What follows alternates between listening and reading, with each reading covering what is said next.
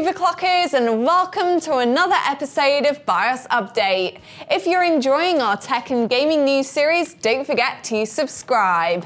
Now, let's get into this week's stories all about The Division 3, Payday 3, Intel's Meteor Lake, and some of the best PS5 games on PC, plus much more.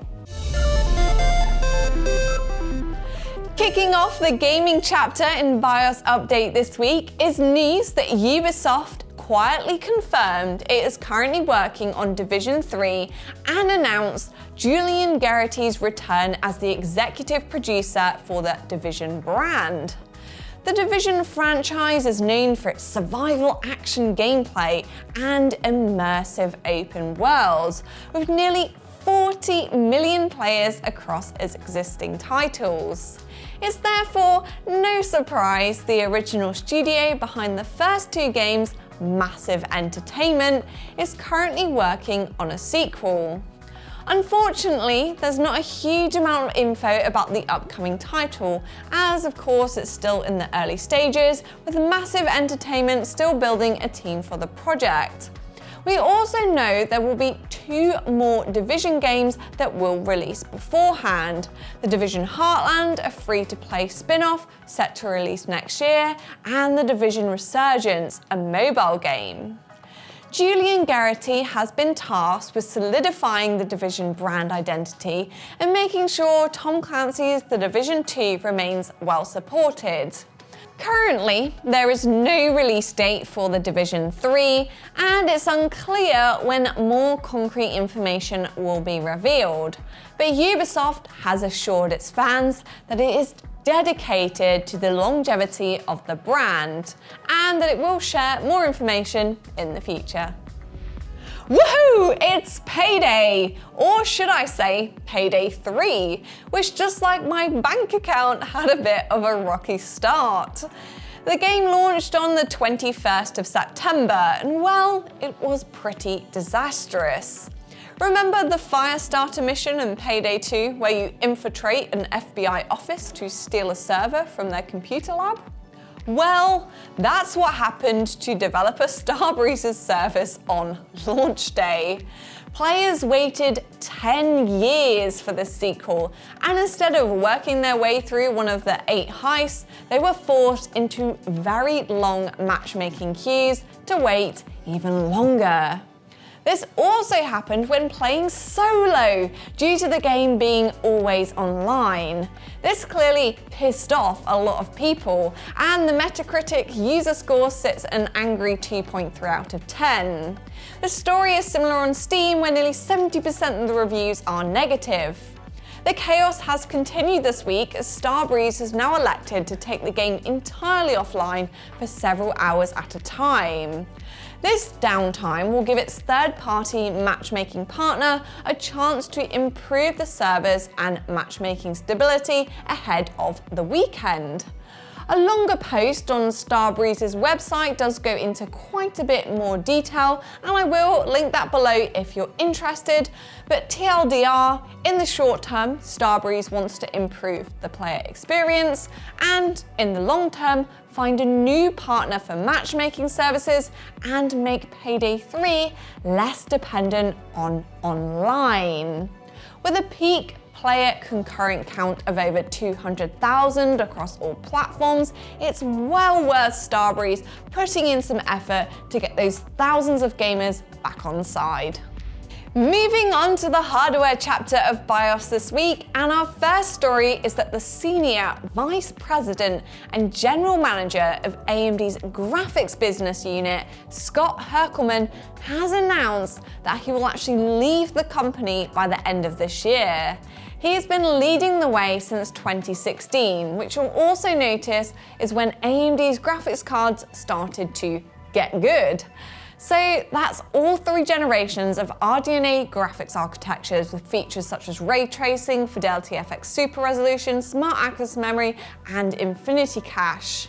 These new technologies now feature in the PS5 and Xbox Series X and S, and power the impressive RDNA 3 architecture-powered RX 7000 series cards.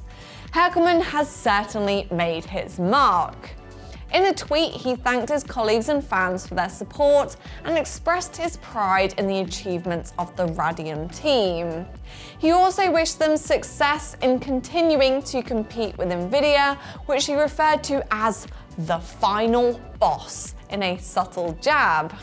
It's unknown where Scott will take his skills next. He could join another company in the GPU industry or pursue a completely different career path. Our next hardware story this week comes from Intel, who announced Meteor Lake will be coming to desktop in 2024, except it turns out they didn't. In a confusing statement, Michelle Johnson-Hothas, an Intel executive, confirmed the existence of the desktop Meteor Lake and mentioned a desire for one processor family for both mobile and desktop segments.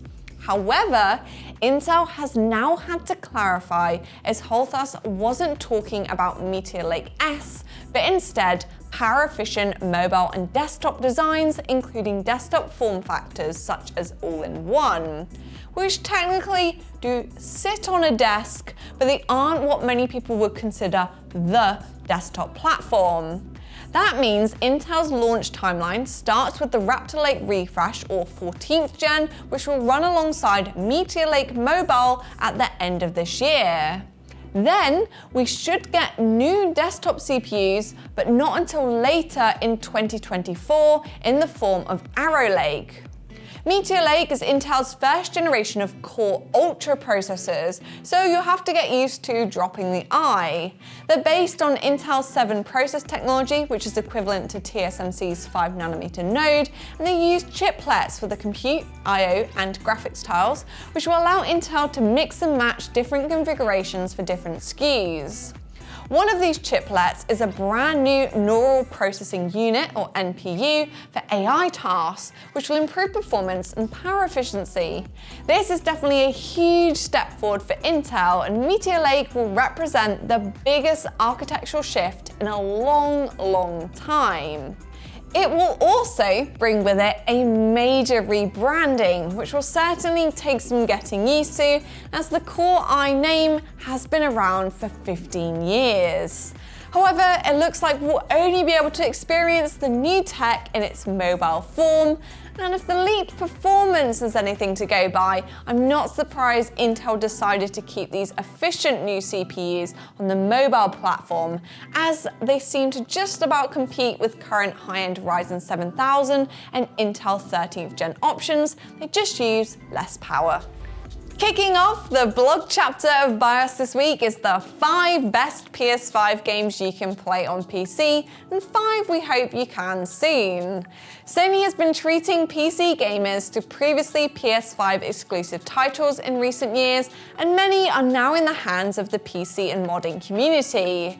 Here's my top picks, and remember, if you want to see the full list, head to the Overclockers UK blog. First up, Marvel's Spider-Man Miles Morales. Miles comes into his own with explosive venom powers, the beauty of New York in the winter, and a more manageable number of collectibles and upgrades. The game I'm hoping for is Marvel's Spider-Man 2. It's set to land on the PlayStation 5 on the 20th of October, and it already looks bigger and better than the first 2 games combined. Hopefully, it will eventually make its way to PC. Returnals delivers a time loop game with plenty of sci-fi and horror spice. It's one of the PS5's earliest exclusive, and it is well worth playing on PC. Our hope in this genre is the launch of The Last of Us Part 2. The first game's launch on PC didn't go well, but hopefully Naughty Dog can get it right and bring the rest of the story to the computer platform. Next is Horizon Zero Dawn. The plot follows Aloy, a young hunter in a world overrun by machines, who sets out to uncover her past. That means our wish is the sequel, Horizon Forbidden West, which improves the game in many ways, with better world building, story and characters, and machine monster hunting action. 2018's God of War has been on the PC for a little while now. This soft reboot of the franchise is everything peak gaming should be, a compelling narrative and exciting world full of interesting characters.